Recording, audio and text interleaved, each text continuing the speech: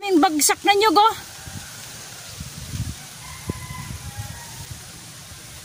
Ang dami. Ayan. Pati yan doon. Isang puno lang ata to. Ito, oh. Eh, magbubunot tayo para meron ano. Yung bunot eh, may pang usok. May ano na, oh. Tama, may tumutubo na yung kanyang ano, dahon. Ayan, oh. Tumutubo na. Kasi puno nito ay ano eh. Hindi agad-agad bumabagsak yung mga gulang na nyug. Ayan, tuloy. Ayan, oh. Ayan, may dahon na, oh. Ayan. Katulad yan. Ayan, may nakaano pa sa ano. Ayan, oh, nakadikit pa, oh. Ito, nakadikit pa, oh. Ayan, oh. Ayan, pero may dahon na. Ayan, oh. Tumutubo na. Di ba, oh? Ayan. Hindi pa rin siya nakahiwalay sa kanyang ano. Yung yung ano, ang tawag dito, hindi ko alam ang tawag dito. Hindi ko alam tawag dito sa ganyan. Nakadikit pa kaya yung mga puno dito. Pag nalalaglag na yung nyog, may dahon na. Tubo na, oh. Ayan. Ay, mabigat. Basa ata to sa loob.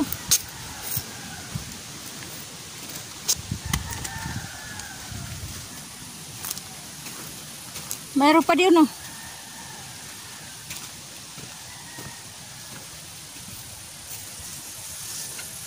Ayan, may ano na rin, oh. Tumutubo na, oh.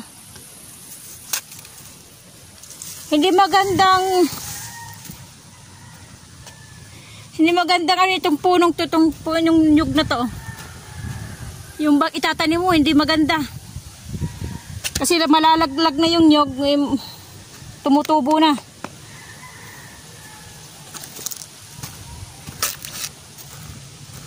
Bubunot tayo kasi nga, yung kanyang bunot, may gagamitin natin pampausok.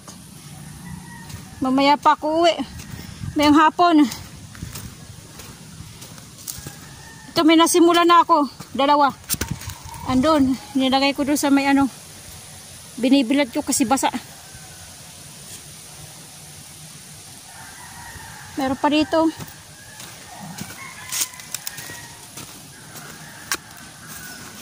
Itong isa malamang dito to. Puno dito. Pangit din ang nyug dito. Yung ano niya, yung laman niya, pag kinakayod na humihiwalay sa ano, sa bao. Kaya hindi maganda pag kinakayod na. Mas maganda lang talaga pang ano, pang kopra. Ito maganda tuyo. Ito yung kanyang bunot. Gagamit natin sa pagpa-usok.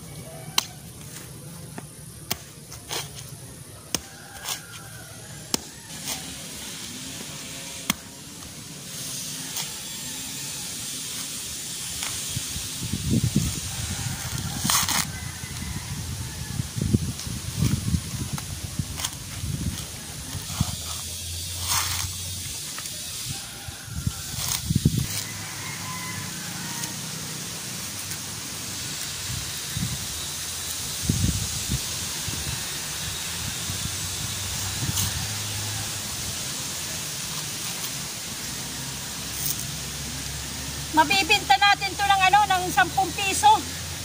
15 o 10 piso isa. Yung iba kasi tumatawad eh. Ginagawang 10. Dapat 15 na eh. Sa iba 15. Sa Kayuran, mahal doon sa Kayuran. Nagpakayod ka, mahal. Ibibilad natin to para matuyo-tuyo pa.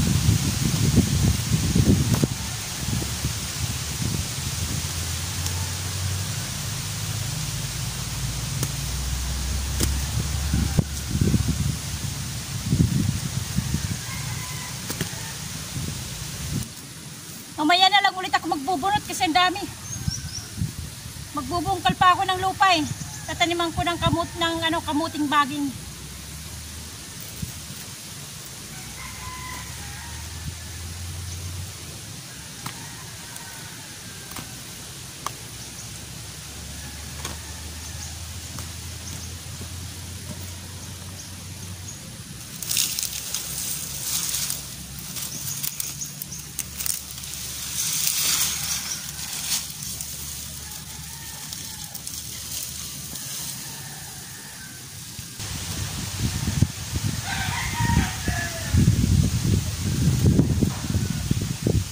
Binubungkal ko yung lupa.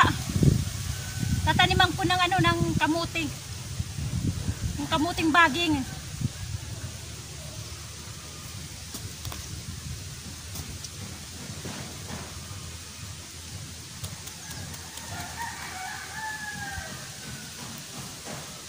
Medyo matagal yung aking pagbubungkal kasi nga pinipili ko pa yung yung mga ugat-ugat ng nyog.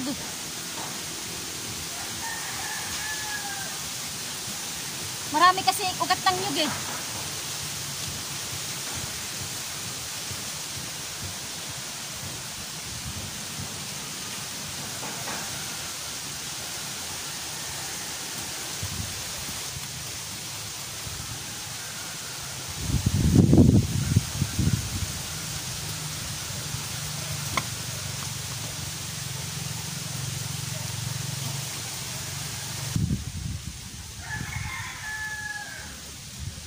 Ng mga ugat ng nyug.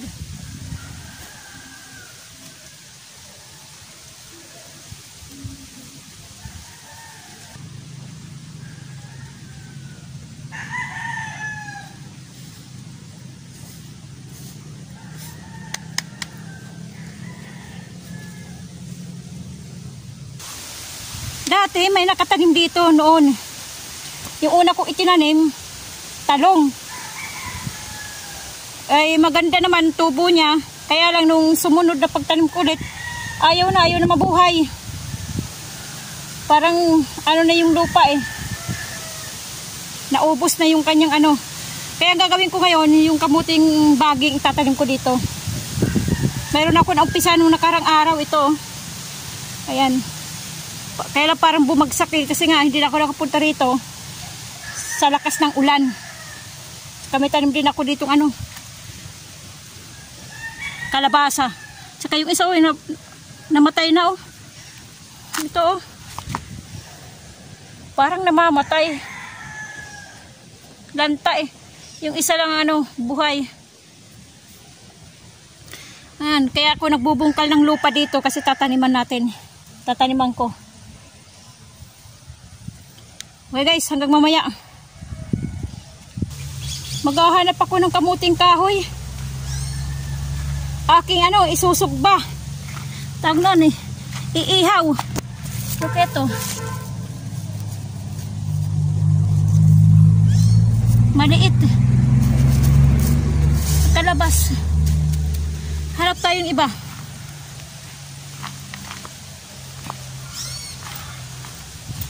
Iihaw ko. Para pananghalian. Ewan ko dito kung mayroon. May nakalabas din eh oh. Ayun, may nakalabas oh. Ala, tingnan natin. Laman. Laman nga.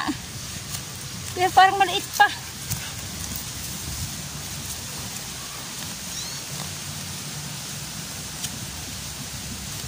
Maliit eh. Maliit ba?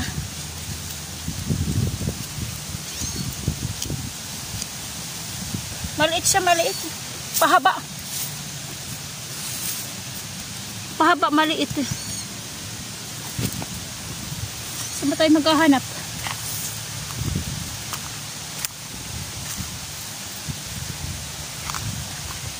Dito kaya ito. Saglit, hanapin natin.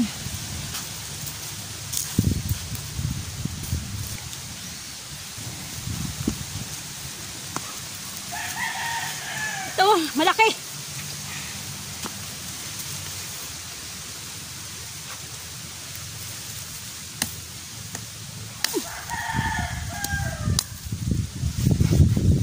Ang laki guys oh.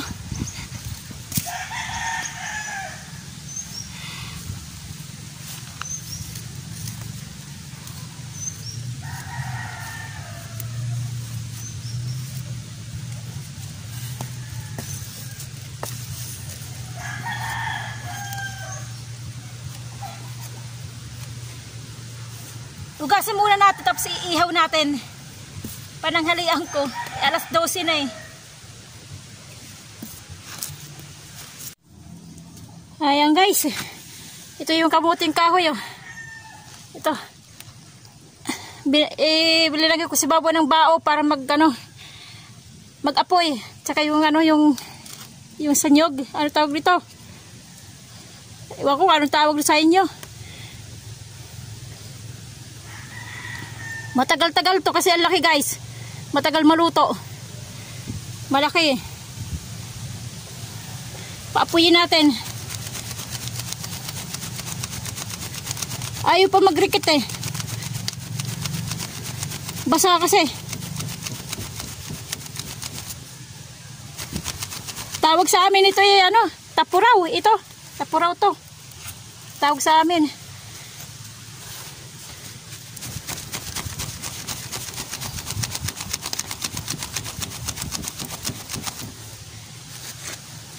Matagal to bago kumakain. Ilang oras to ata hanggang mamaya. Hanggang magdikit yung yung mga dyan, yung ganito, ito tapuraw. Iwan ko ano tawag sa inyo to guys. Basta tawag sa amin dito tapuraw. Mamaya na yan. Nandun yung iniihaw kong kamuting kahoy. Yan, may apoy na. Pinatungan ko ng bao, ng nyog, at saka bunot. Saka yung yung tawag sa amin tapuraw. Yung pinagano ng bulaklak, pinagbalutan. Ay, nag-aapoy na oh. Lumakas yung hangin eh. Nabuti na lang wala ako dyan. Talaglag oh, yung nyog. Saka yung palapa ng dahon ng nyog. Mula dyan oh. Lumakas kasi yung hangin. Kasi para siyang uulan. Makapal yung ulap po, yung uulan yan oh. Kaya naghangin siya. Ayan oh. Ayan. Buti na lang wala ako dyan kasi nagano ako ng aking yun, yung kamuting kahoy ko na iniihaw. Buti lang wala na ako, nakaalis na. Nalaglag. Ayan yung tsaka yung palapa magkasabay. Lakas kasi ng hangin dito. Ayan, umuulan na nga at umaambon na. Sisilong ko muna yung aking damit. Nandun. Silipin natin yung ating iniihaw.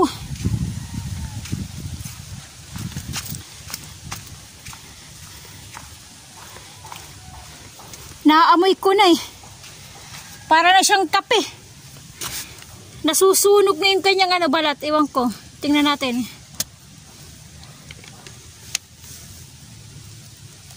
Ayan, nasunog na. Kaya pala naamoy oh, makapi-kapi na oh. Ayan oh. Amoy kape. Ipalalagay natin. Saglit. Ating lalagay.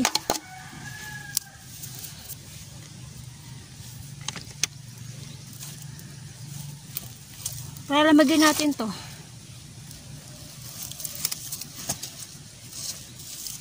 Alasin natin sa apoy. Pero ito pa oh. Medyo hirap pa dito. Ah, hindi malambot na. Malambot na ata. Luto na siguro kasi dito hindi nasunog eh.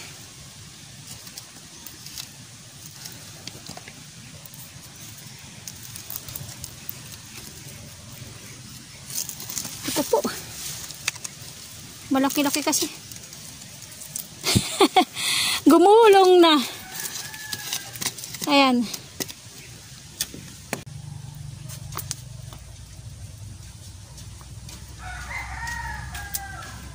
Kukuha tayo ng daw ng saging. Palalamigin muna natin. Kasi mainit yan eh. Bitak-bitak na oh. Mamaya na natin ito kainin. Palalamigin muna natin. Itong talbos nitong kamote, binigay lang sa akin. Gugulayin sana. Kaya lang sabi ko, tatanim ko na lang. Marami daw sa kanya, kaya binigyan ako. Sabi ko, tinatanim ko na lang. Nabubulok na. Nakaraan pa ito binigay sa akin, nabubulok na.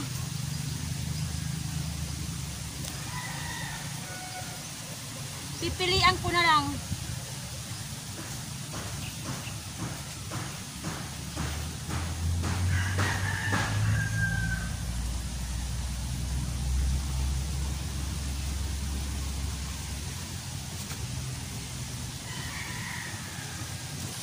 Ang kulay daw nito ng ano, yung laman violet, purple. Ano ang kulay nitong laman? Sabi ko, tatanim ko para makapagano ko. Ano to? Sabi ito magparami. Para maparami siya. Hindi man siya magkaroon ng laman, at least magkaroon siya ng ano, nung mga tawag to, yung dumami ba, humaba yung kanyang mga ano, magkaroon ng mga talbos para maparami natin, para maitanim ulit, para gumapang.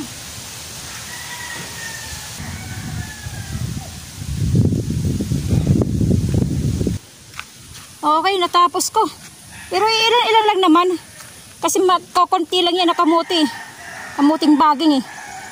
2, 4, 6, 8, 9 siyam na ano, ang tawag sa amin ni bubon. Yung katulad dito yan, bubon. Nagbubon ako.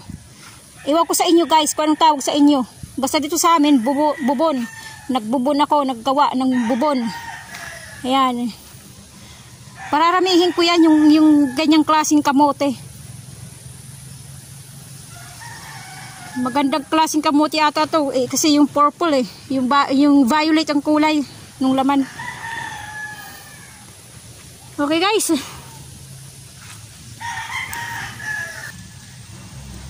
Ito na yung aking ano. Inihaw na kamuting kahoy. Amoy kape. Kasi sunog. Guys oh.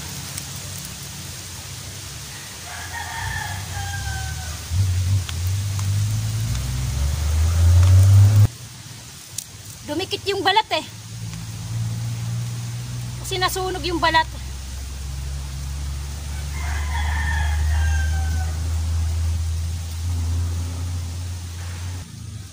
Iba yung luto sa ano, sa ihaw, dry.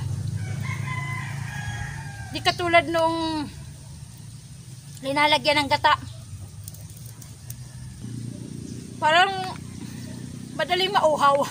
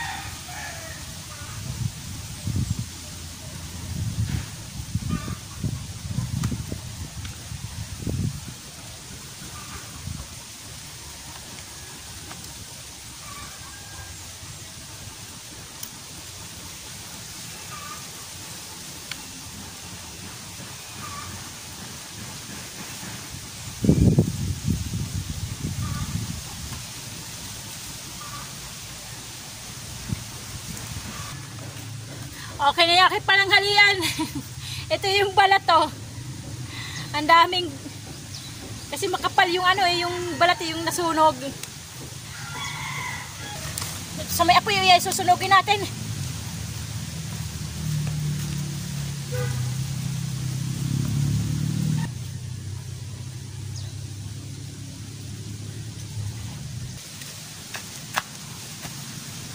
Papalit lang ako ng t-shirt. Pawis na pawis eh. Basta sa pawis. Pauwi na ako guys. Uwi na ako. Hapon na. Kanina pa ako umaga dito eh. Thank you guys sa panunood ng aking munting vlog-vlogan. Tsaka please subscribe yung hindi pa nakaka-subscribe dyan. Maraming salamat. Maraming salamat. Nabubulol na. Maraming salamat sa inyong lahat guys. Thank you, thank you.